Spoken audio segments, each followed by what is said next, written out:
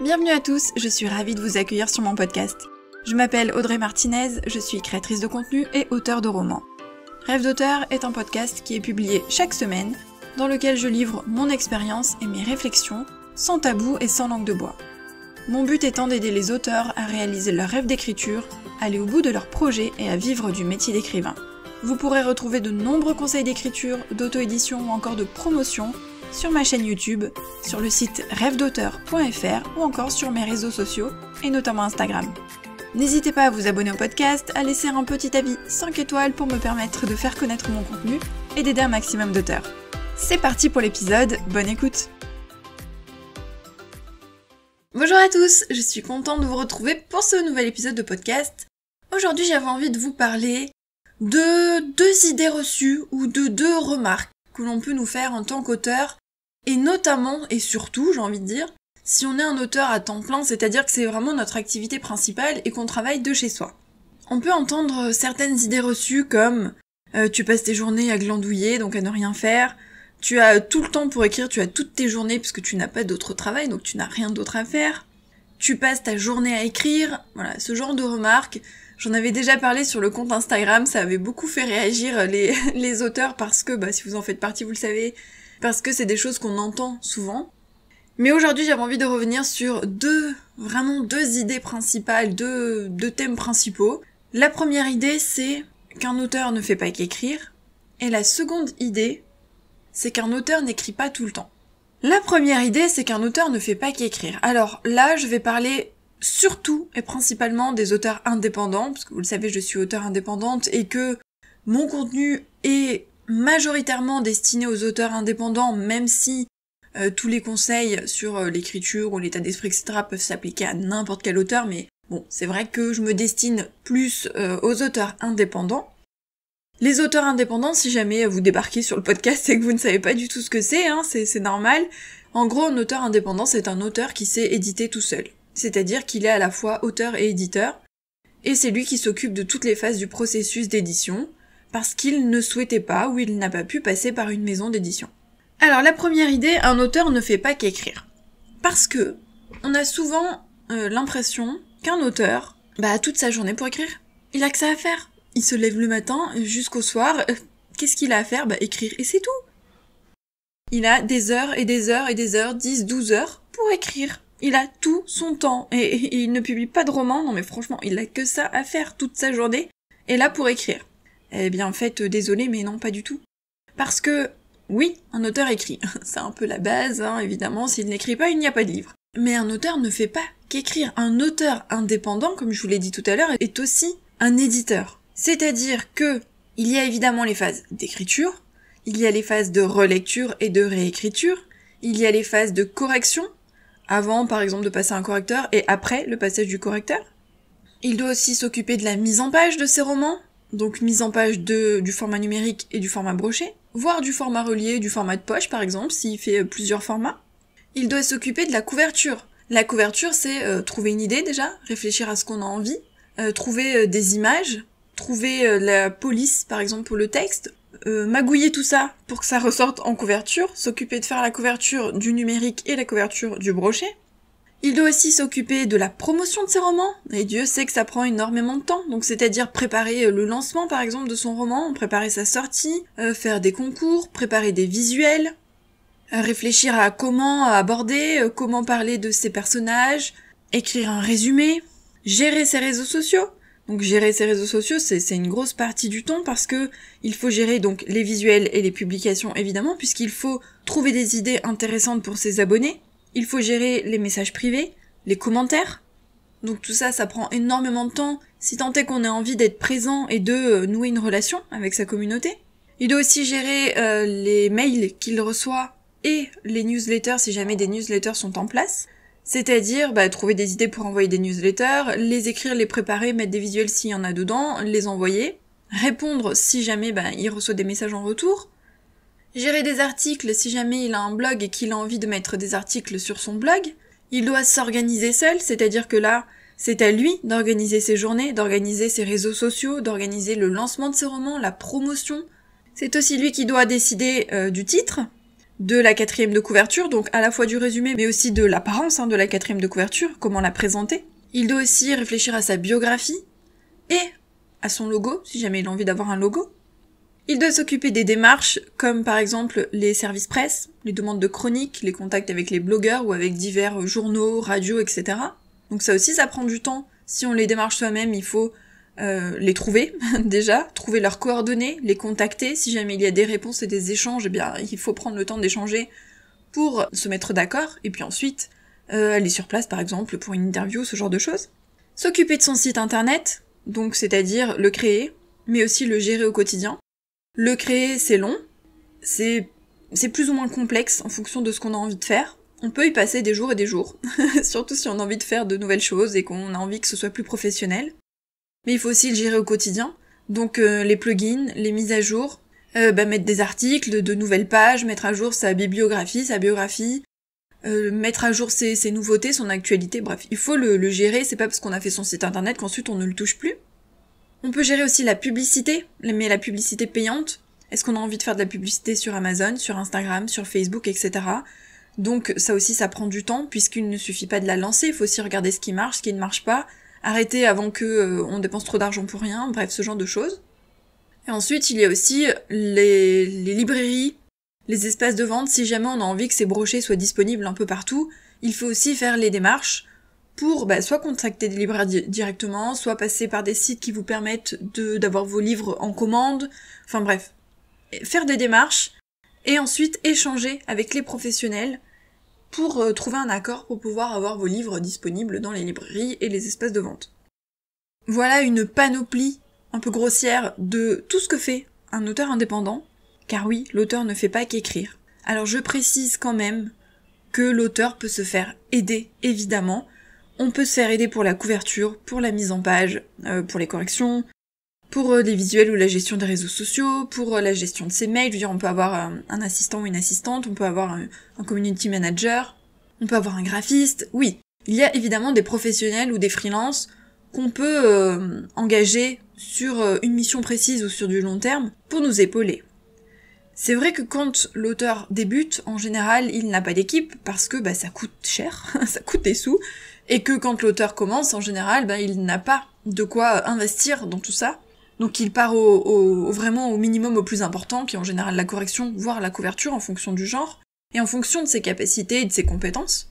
Mais d'une manière générale, même s'il fait appel à quelqu'un, c'est l'auteur qui a l'œil sur tout. C'est quand même lui qui doit tout checker. Il peut pas faire confiance les yeux fermés, parce que c'est son image, c'est lui l'auteur, ce sont ses romans, donc il ne peut pas se permettre de vraiment tout lâcher et de ne plus s'en occuper. Il a quand même un œil sur tout, même si avoir une équipe, ça lui permet de faire un petit peu moins de choses. Tout ça pour dire que l'auteur, et notamment l'auteur à temps plein et l'auteur indépendant, ne fait pas qu'écrire. Il a une panoplie d'autres missions. En fait, les lecteurs découvrent le livre fini, je pense qu'ils ne se rendent pas compte de tout ce qu'il y a derrière comme travail, et les proches, de la même manière, ne se rendent pas compte de tout ce qu'il faut faire derrière. Tout prend du temps, alors avec l'expérience, ça prend moins de temps, avec l'expérience, on sait où aller, on maîtrise mieux, et puis une chose toute bête aussi, c'est maîtriser les sites et les logiciels. Parce que si on fait des newsletters par exemple, faut maîtriser le site qu'on utilise pour écrire ces newsletters. Si on a un site internet, là il faut quand même avoir des petites compétences techniques pour gérer les plugins, les choses comme ça, pour voir comment faire pour mettre son site en forme. Si vous faites un book trailer, si vous faites une couverture, etc., il faut savoir utiliser le logiciel en question. Donc tout ça aussi prend du temps, parce qu'il y a aussi une période d'adaptation durant laquelle on doit apprendre à se servir des outils. Une fois qu'on a trouvé les bons outils, c'est plus simple, parce qu'en général, on n'en change pas, ou il y a une raison pour qu'on en change, mais quand on a un outil qui fonctionne, en général, on le garde assez longtemps, et une fois qu'on le maîtrise, ça va plus vite. Mais c'est vrai que quand on commence quelque chose, on galère un peu sur tout, et c'est normal. Donc oui, l'auteur ne fait pas qu'écrire, il a énormément de missions, il doit être polyvalent, il doit être patient, il doit être persévérant, il doit apprendre en continu, apprendre à utiliser ses outils, apprendre pour s'améliorer, apprendre ce qui marche et ce qui ne marche pas. Et donc tout ça, en fait, comparé à l'écriture, ça prend tout le reste de la semaine. L'écriture est vraiment une partie infime de tout ce que fait un auteur indépendant à temps plein. c'est vraiment une toute petite partie. Oui, c'est la base, parce que sans ça, il n'y a pas tout le reste, mais malgré tout, sur une semaine complète, les heures d'écriture, en comparaison avec les heures pour gérer tout le reste, sont minimes. La deuxième idée, c'est que un auteur n'écrit pas tout le temps. Alors vous allez vous dire, mais c'est déjà ce qu'elle vient de dire. Alors oui, mais c'est pas dans le même sens, c'est-à-dire que oui, l'auteur n'écrit pas tout le temps parce qu'il a plein d'autres tâches à faire. Ça, on est d'accord, je vous l'ai déjà dit. Mais là, c'était plutôt dans l'idée, un auteur ne fait pas qu'écrire, c'est pas sa seule fonction. Quand je dis un auteur n'écrit pas tout le temps, c'est plutôt pour revenir sur le fait que beaucoup d'auteurs culpabilisent et dépriment parce que ils voient les autres, notamment sur les réseaux sociaux, c'est les joies des réseaux sociaux qui sont à la fois une chance et à la fois quelque chose qui peut vraiment déprimer. Ils voient les autres auteurs écrire. Ils voient les autres auteurs écrire 1000 mots, 2000 mots, 3000 mots par jour, se lancer des challenges, réussir le NaNoWriMo par exemple. Ils voient les auteurs écrire tous les jours, avancer dans leurs romans, publier plusieurs romans par an. Et à ce moment-là, ça leur fout un coup au moral, parce qu'ils se disent « mince, mais moi j'écris pas tous les jours ». Ce qu'il faut savoir et ce qu'il faut vous dire, si vous êtes du genre un petit peu à déprimer, en vous flagellant parce que vous n'écrivez pas tous les jours, c'est que l'écriture, ce n'est pas que l'écriture à proprement parler. Si on est par exemple en phase de relecture ou de réécriture, c'est aussi de l'écriture quelque part, puisqu'on travaille sur son roman. Si on est en phase de correction, pareil, c'est comme de l'écriture, on travaille sur son roman. En fait, je pense qu'il faut voir l'écriture comme travailler sur son roman et pas écrire à proprement parler. La vraie définition du verbe écrire, quoi. Je pense qu'il faut plutôt le voir comme un temps pour ses romans. Et d'ailleurs, ce serait pas mal, qu'on change ce vocabulaire, cette erreur de dire écriture, temps d'écriture, session d'écriture, avoir des trucs d'écriture tous les jours. Non, en fait, il faudrait avoir un temps pour ses romans. Et là où je voulais en venir, c'est que il y a plein de moments où vous n'allez pas écrire. Et pourtant, vous allez travailler sur votre roman. Par exemple, moi en ce moment, j'ai commencé à relire le tome 1 de ma prochaine saga. Et après avoir fait la première lecture, j'ai arrêté avant d'enchaîner parce que j'avais besoin de réfléchir pour améliorer ce premier jet. Et donc, en ce moment, depuis peut-être une semaine, je n'écris plus. Mais ça ne veut pas dire que je ne travaille pas sur mes romans. Au contraire.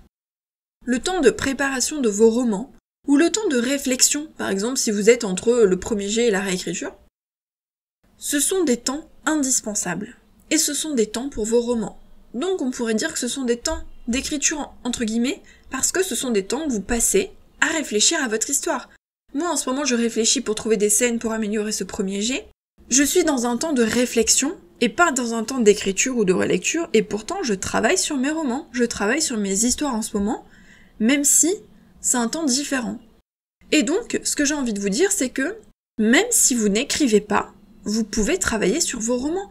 Vous pouvez réfléchir à des scènes, vous pouvez vous inspirer en regardant des films, en écoutant des musiques, en regardant des séries, en lisant d'autres livres. Vous pouvez vous aérer l'esprit, vous pouvez sortir, faire de nouvelles activités. En bref, c'est toutes les choses qu'on fait normalement pour, vous savez, avoir de l'inspiration ou pour se débloquer quand on est bloqué. Et bien là, c'est la même chose. Tout ce qu'on fait en dehors de l'écriture peut nous aider dans l'écriture, dans la relecture, dans la réécriture de notre roman.